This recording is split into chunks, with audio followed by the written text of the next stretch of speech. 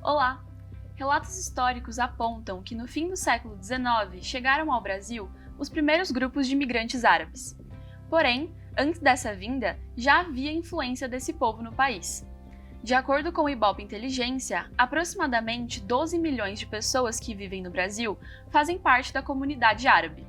No entanto, essas pessoas não abriram mão de sua cultura, mas adaptaram-se ao local e tempo em que estavam inseridas, mantendo algumas tradições, como língua, religião, comida e costumes, além do orgulho de suas origens.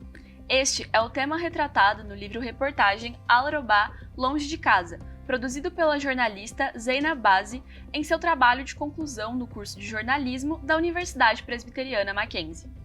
Para desenvolver seu TCC, a jornalista refletiu em conjunto com integrantes, personalidades e historiadores da comunidade como as tradições árabes sobrevivem à ocidentalização e influenciam o país.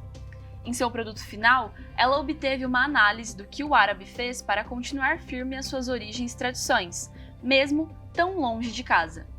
Este é o tema do MAC Entrevista de hoje e Zeina Bazi é a nossa convidada. Eu sou Lahane Guariente e o MAC Entrevista está começando. Seja muito bem-vinda. Muito obrigada, é um prazer estar aqui. Eu que fiz parte desse projeto lá atrás, estar aqui hoje significa muito. Bom, Zeina, para começar, eu gostaria de perguntar, por que você decidiu falar sobre esse assunto no seu tema do TCC? Como eu disse na minha apresentação do TCC, eu sempre fui árabe, mas eu fui árabe por osmose. Minha família inteira era árabe, meus avós eram árabes, eu aprendi árabe porque eles me obrigaram. Eu era muçulmana porque eles eram, mas eu nunca entendi realmente o que era ser árabe. Por que eu era árabe, o que simbolizava fazer parte dessa cultura, dessa comunidade. Eu refleti muito sobre o que eu ia fazer no meu TCC e aí eu falei, por que não eu prestar essa homenagem aos meus avós? Porque meus avós, eles sempre quiseram preservar muito a cultura em casa. Então eu achei que para eles eu conseguir ver essa comunidade, ver essa cultura, entender por que eu sou árabe, ia ser uma forma de homenagear eles. Eles que tanto fizeram por mim. E eu acabei entrando de cabeça nesse tema para eu entender mais, eu acho que foi uma jornada de descobrimento. Eu sempre tive muito isso de querer saber mais quem eu sou. Então eu acabei escolhendo esse tema como uma forma de eu descobrir quem eu era. E também porque eu sempre vi as pessoas falando muito sobre comunidade coreana, comunidade japonesa, chinesa, mas eu acho que a comunidade árabe era um pouco esquecida, ainda é muito esquecida. E ela acaba sendo muito julgada. E desde que eu entrei no curso de jornalismo, eu pensei que o jornalismo ele serve para dar voz para o marginalizado. Então, foi por isso que eu acabei escolhendo esse tema, para conseguir mostrar essa comunidade que é esquecida. E por que você decidiu retratar esse tema em um livro-reportagem? Então, é muito engraçado. Na verdade, eu não escolhi. Foi escolhido. Eu queria fazer um documentário e já estava tudo certo para fazer um documentário. Eu trabalho com audiovisual, então eu estou muito familiarizada com o documentário. Com a imagem, com o vídeo, com esse universo audiovisual. Mas veio a pandemia. E o meu TCC, desde o começo eu sabia que eu ia entrevistar gente mais idosa, gente que, querendo ou não, acaba sendo mais vulnerável para esse vírus. Eu conversando com as pessoas, será que você topa me receber na sua casa? Será que a gente pode se encontrar no café? Primeiro que eu não consegui ir para café porque estava tudo fechado. E as pessoas não queriam me receber na casa delas. A opção era sempre, a gente não pode fazer entrevista por Skype, a gente não pode fazer entrevista por telefone. Numa das conversas com o meu orientador, eu peguei e falei, foi na segunda reunião com ele, eu falei, acho que não vai rolar de eu fazer um vídeo, eu vou ter que mudar esse produto.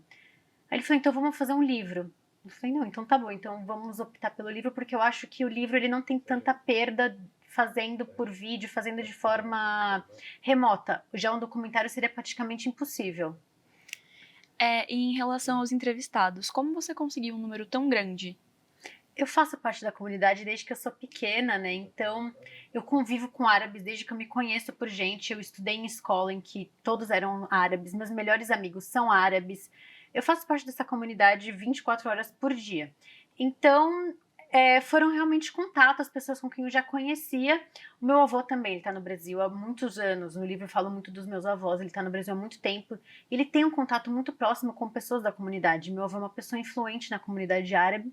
Então, por meio desse relacionamento, desse networking que eu tenho dentro da comunidade, eu consegui esse número grande de entrevistados. Todos eles são pessoas que eu já conhecia antes de executar o TCC. Entre os entrevistados tem uma figura muito conhecida, né? Não só na comunidade árabe, como também por todos os brasileiros, que é o ex-presidente Michel Temer. Como você conseguiu essa entrevista e como foi entrevistá-lo? Primeiro, eu vou começar pelo final da pergunta. Foi, acho, a entrevista da minha vida com o Michel Temer, sabe?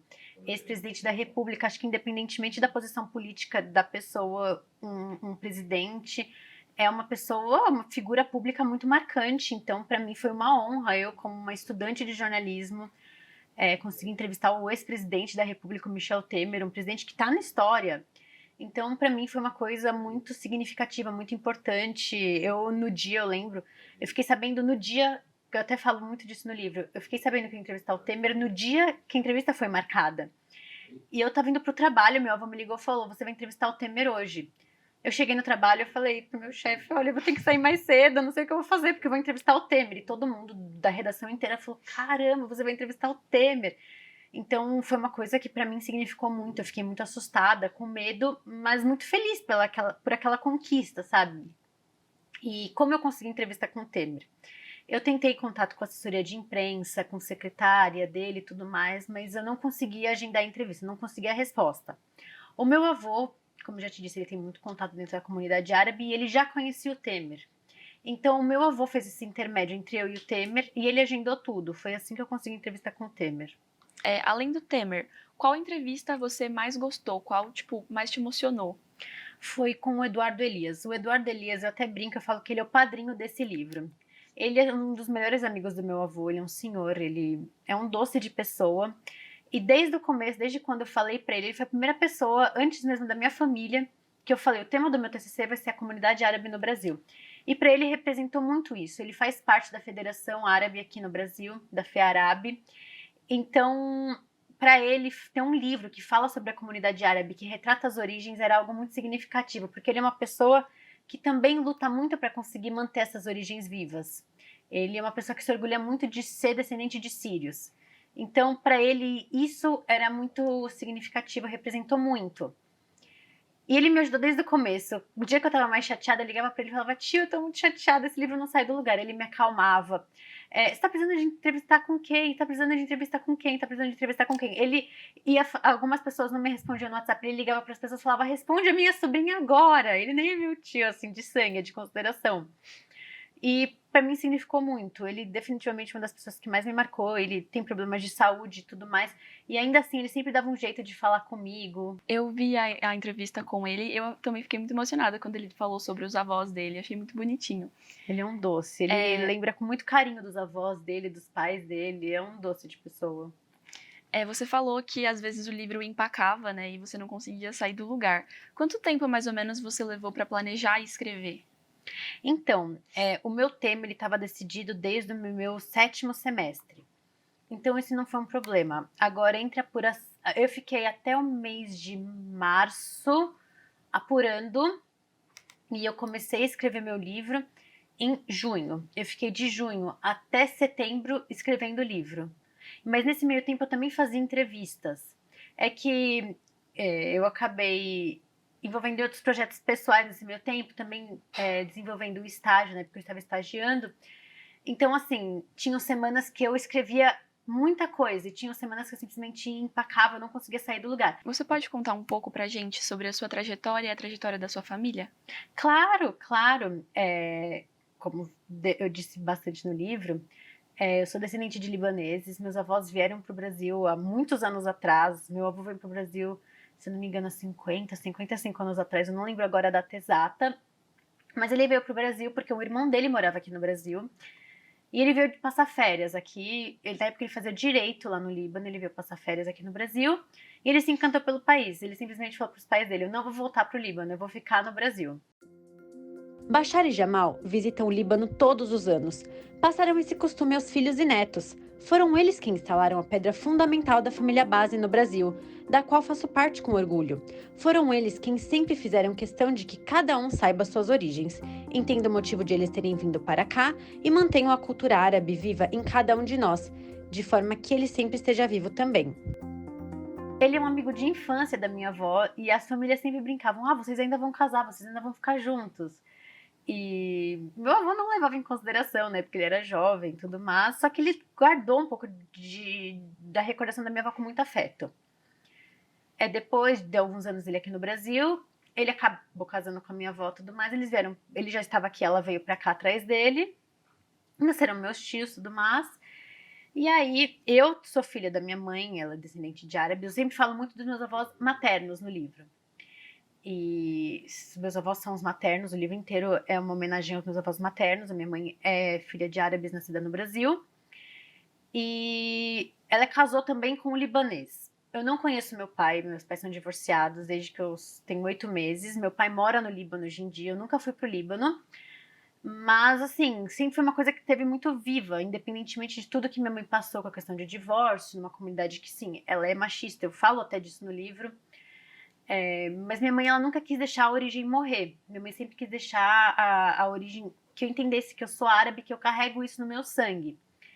Eu não conheço nenhum país árabe, mas assim, eu tenho muito isso dentro de mim eu sei que eu sou árabe, eu sei que eu preciso manter essa tradição viva. Eu brinco, eu falo, eu quero casar com um árabe, eu quero que meus filhos saibam que são árabes, sabe? Eu entendo hoje em dia que eu sou árabe. Desde jovem, desde pequena, eu estudei em escolas árabes, eu fiz aula de árabe. Eu lembro que quando eu era menor, eu surtava, porque eu não queria falar árabe. Eu falava, não vou ganhar nada falando árabe. Só que hoje em dia eu vejo que me agrega muito ser árabe. No mercado de trabalho foi um diferencial gigante eu ser árabe. E como pessoa também, eu acho que ser árabe define 90% da minha personalidade. Sim, no livro, inclusive, tem uma entrevista que você faz com o Salem Nasser, que ele conta um pouco da situação do sobrinho dele, que nasceu aqui no Brasil, se casou e foi pro Líbano. E aí, alguns parentes dele disseram pra ele que ele tinha voltado pra terra dele, mesmo não tendo nascido lá. Então, você sente que, desde criança, você tem uma insistência forte pra se reconhecer árabe, mesmo antes de se reconhecer brasileira. Sim, sim, eu acho que eu me reconheci árabe antes de eu me reconhecer brasileira. Minha família sempre deixou isso muito claro pra mim, ó, você nasceu no Brasil, mas você é árabe, viu? Os que desejavam voltar não podiam perder a língua, que representa a identidade. Há uma insistência forte, desde que é criança, para que se reconheça como árabe antes de ser brasileiro.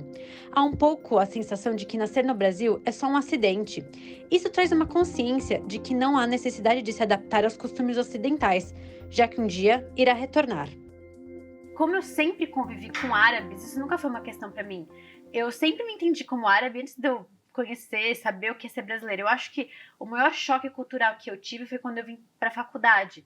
Porque eu parei de conviver com árabes na escola, eu convivia com árabes 24 horas, eu conversava em árabe nas aulas. Eu colava nas provas em árabe.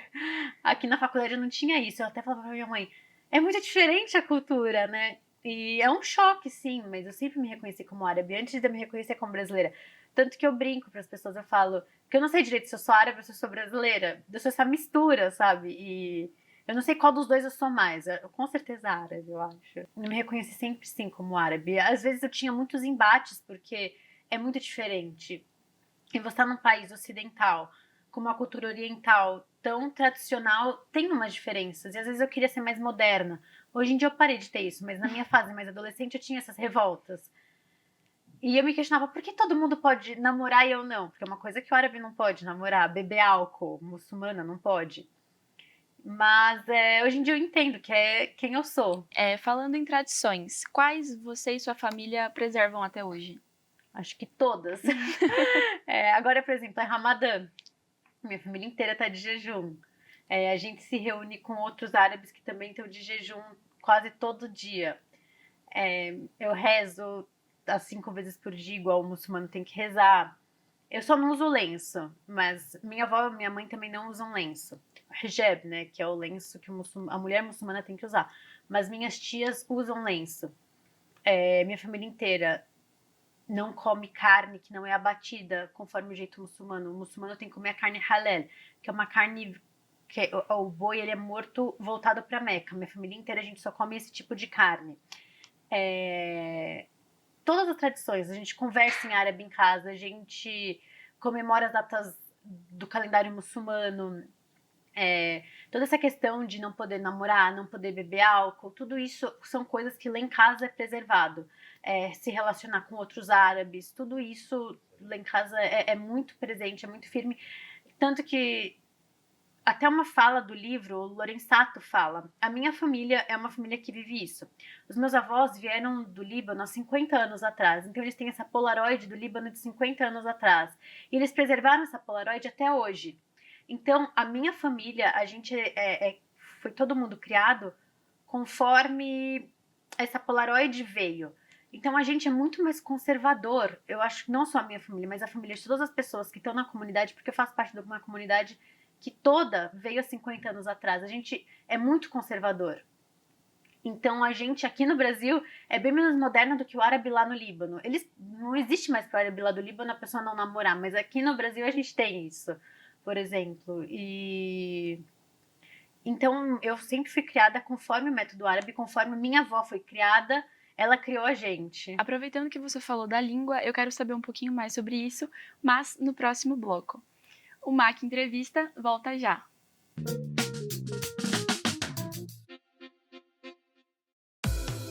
Há quanto tempo você não visita uma livraria? Ou uma biblioteca? Que tal fazer isso hoje? Dê uma volta, mexa nas prateleiras e encontre um livro para ler. Aproveite esse dom que nós temos, o de compartilhar histórias e ideias. Leia mais.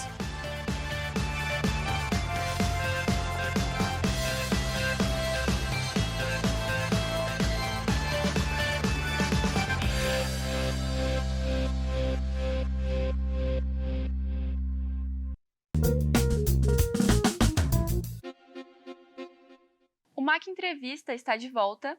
Hoje estamos com a jornalista Zeina Bazi, autora do livro-reportagem Al-Urubá Longe de Casa, trabalho de conclusão no curso de jornalismo da Universidade Presbiteriana Mackenzie. Então, Zeina, no bloco anterior a gente estava falando um pouco sobre as suas tradições e você falou da língua, que você fala árabe. No livro você conta um pouco dos desafios que você enfrentou para aprender e manter a língua. Língua é um ponto crucial para manter a cultura viva, e no caso dos muçulmanos, a religião também. Você pode contar pra gente um pouquinho? Claro, eu estudava em uma escola na época que tinha aula de árabe, mas era uma escola cristã, católica, uma escola normal, se chamava Bom Jesus, lá no Brás, inclusive. E eu odiava estudar árabe, porque o alfabeto árabe, ele é diferente, ele tem letras a mais, e a gente escreve de trás para frente, comparado com o que se escreve em português. E eu tinha muita dificuldade em aprender a escrever. A pronúncia era muito diferente, tanto que até hoje, como eu falo português e a minha língua materna é o português, tem letras em árabe que eu não consigo pronunciar. Os árabes eles até me chamam de ajnabi, a estrangeira, porque eu falo diferente do árabe libanês, né? Do árabe que mora lá. Normal, como qualquer pessoa. Mas isso me irritava. Eu conversava com minhas primas do Líbano e elas ficavam tirando sarro do meu jeito de falar. Aí eu falava pra minha avó, quer saber, eu não vou mais estudar nada, é muito difícil, elas estão tirando sarro de mim, eu não sou chacota de ninguém. Eu sempre fui muito impositiva, né, então eu ficava brava com isso. E além disso tudo, era mais outra matéria pra estudar, era mais prova, era tudo novo. Eu não queria, eu tentava cabular as aulas de qualquer jeito, eu cabulava algumas aulas de árabe. Só que a minha melhor amiga, a Lina, eu até falo dela no livro, e meu melhor amigo, Jihad, ele hoje em dia mora nos Estados Unidos, a Lina mora aqui no Brasil ainda, eles dois falavam árabe muito bem, porque eles sempre tiveram esse costume de ir pro Líbano, então eles falavam árabe igual libaneses. E aí os dois começavam a conversar em árabe e eu sempre de canto, sem conseguir falar direito. Eu tinha uns 6 anos até então. E isso começou a me incomodar. Aí eu tomei a decisão de que eu ia aprender a falar árabe para conseguir falar com eles igual eles falam um com o outro. E foi assim que eu acabei melhorando o árabe. Tanto que minha avó até fala, então a Lina te faz aprender árabe, mas eu não te fiz, né? Eu falo, não, você fez também, mas a Lina me fez querer saber mais. Então eu tinha as aulas na escola diariamente e nas sextas-feiras, além da aula de árabe, a gente tinha aula de religião, porque sexta-feira é um dia sagrado para o muçulmano. E quando eu acabei a escola, até eu me formar aqui na faculdade, eu fazia aulas particulares de árabe também. E hoje em dia eu sou fluente em árabe. Certo. E quais foram os benefícios que você teve ao longo da vida em manter essa tradição? Quando eu era pequena, eu falaria pra você nenhum. Só me encheram o saco. Mas hoje em dia eu vejo que, além do... Eu acho que a língua, ela traz um cenário cultural muito grande. Um background cultural muito, muito, muito grande. Então eu acho que a língua fez eu crescer culturalmente muito. Sem a língua eu não conseguiria manter a religião, por exemplo. Porque os cultos na mesquita são em árabe. Sem a língua você não consegue entender por que a cultura é o que é, por que ela funciona como funciona, e também a influência da cultura para outras comunidades. Por exemplo, muitas palavras do português vêm do árabe. Eu falo muito disso no livro. E sem a língua você não entende a importância que a cultura tem. Além disso, além do meu lado pessoal, para o meu lado profissional, a língua propiciou muitas coisas, abriu muitas portas. Hoje em dia eu trabalho com jornalismo nacional e internacional, mas por anos eu trabalhei só com jornalismo internacional. E assim, eu tenho 101% de certeza que o que permitiu eu trabalhar com jornalismo internacional foi a língua. O que permitiu eu entrar ao vivo em uma emissora gigante foi a língua, porque o árabe é um diferencial. O árabe me permite conversar com qualquer país do Oriente Médio. E o Oriente Médio é uma zona de conflito, é uma zona que chama a atenção do resto do mundo. Então, o árabe me põe um passo à frente quando a coisa estoura lá no Oriente Médio. Quem vai estar na linha de frente, mesmo que aqui do Brasil, sou eu. Porque eu tenho essa língua na minha mão. Sim, inclusive eu vi suas reportagens para a CNN sobre a explosão no Líbano.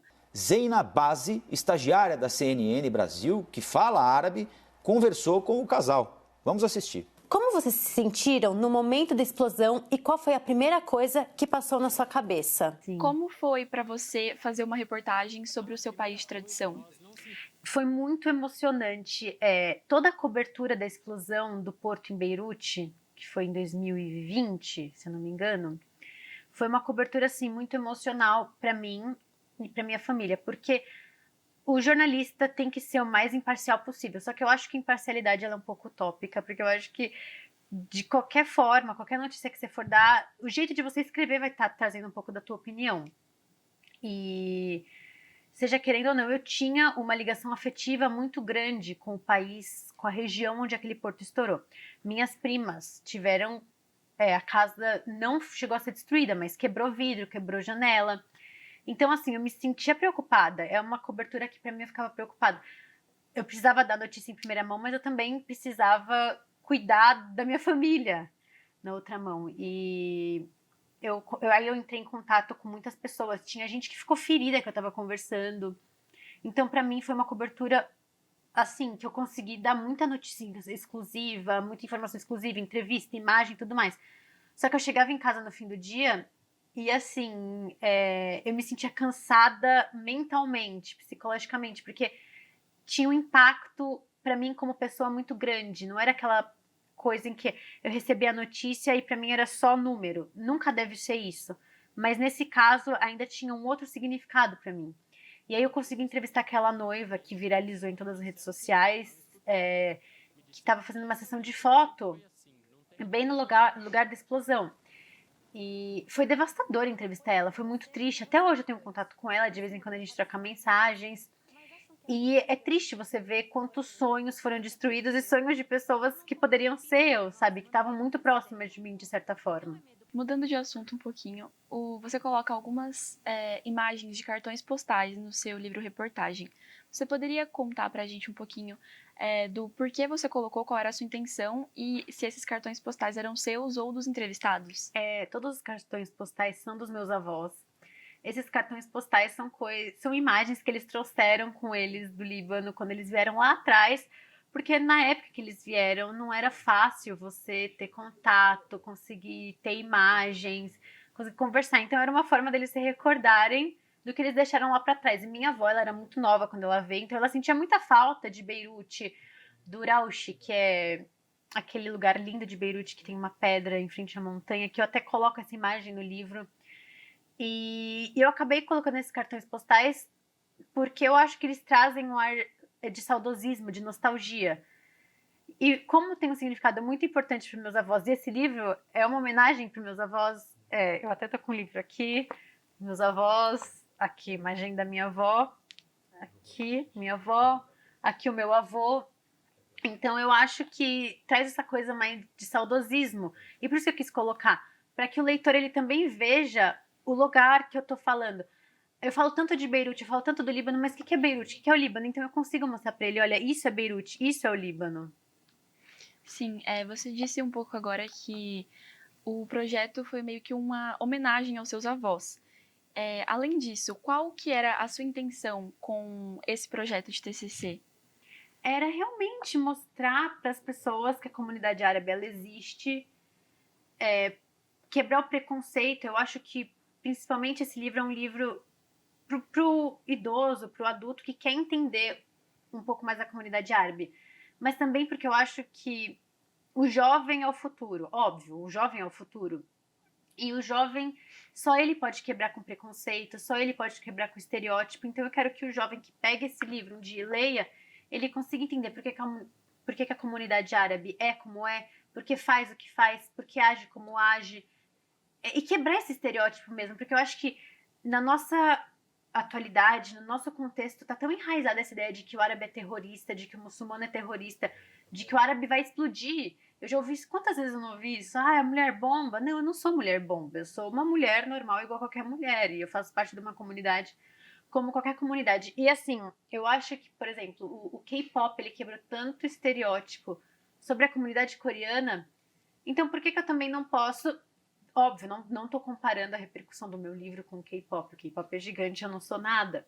Mas se eu conseguir mudar a forma de uma pessoa ver a comunidade árabe, pra mim eu já vou estar feliz. Sabe, eu acho que é assim, de pessoa em pessoa a gente vai mudando o preconceito e quebrando essa forma tão estereotipada de ver o outro, de ver as coisas. Só porque é diferente de você não significa que tá errado. Se você pudesse mandar uma mensagem para algumas famílias que querem manter a tradição árabe, mas está tendo dificuldades, qual mensagem você mandaria? Eu acho que eu não tenho cacife para mandar mensagem para a família ainda, mas eu vou mandar pro jovem dessa família que não quer manter a cultura. Isso é uma conversa que eu tenho com meus primos toda semana, porque eu sou a mais velha de 4 meninos, um de 15, um de 12, um de 8 e um de 5. E eles têm esses momentos de revolta. Eu não quero mais ser árabe, eu não quero mais aprender árabe, eu tô revoltado. E eles estudam em escola islâmica.